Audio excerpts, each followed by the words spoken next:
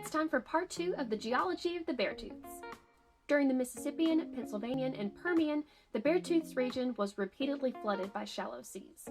This resulted in deposits of sandstone, limestone, shale, and siltstone. In fact, fossils of ancient marine life have been found in these rocks.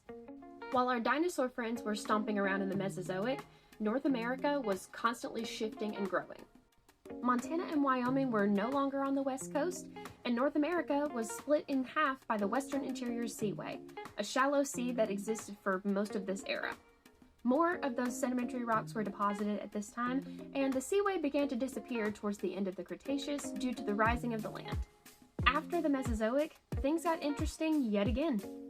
We've entered the Cenozoic era, but remember those granites and gneisses from the beginning?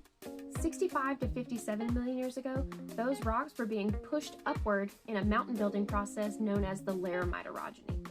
These layers of rock were originally flat, and this uplift caused those rocks to fold and fault into a nearly vertical position. As this was happening, the sedimentary rocks that had been deposited on top were being eroded and redeposited into adjoining basins.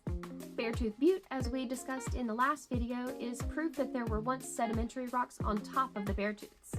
During the time that the Western Interior Seaway was receding, the area in the basins was much like a swamp. As those sediments were being eroded off the mountains, it buried organic matter in the swamps that would later become coal beds. These coal beds formed the Fort Union Formation, which underlies the town of Red Lodge and much of eastern Montana. From about 2 million years ago until today, the landforms of the Beartooth were largely caused by glaciers that formed in the area.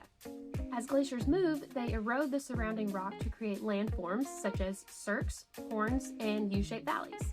When a glacier has stopped, it creates depositional landforms such as kettle lakes and outwash plains. To this day, glaciers continue to erode at the rock of the Beartooth Mountains and deposit sediment into the adjoining basins. Want to hear something crazy? Almost 12,000 feet of sediment was deposited just from between 530 to 70 million years ago. But you may be wondering, how do the Beartooth Mountains maintain their elevation with all this deposition and erosion? That is courtesy of the Yellowstone hotspot to the south. The increase in heat and pressure from underneath the crust allows the Beartooth Mountains to maintain their elevation even while being actively eroded. And now we're all caught up on the geology of the Beartooth Mountains. Thanks for joining us, and we'll see you next time.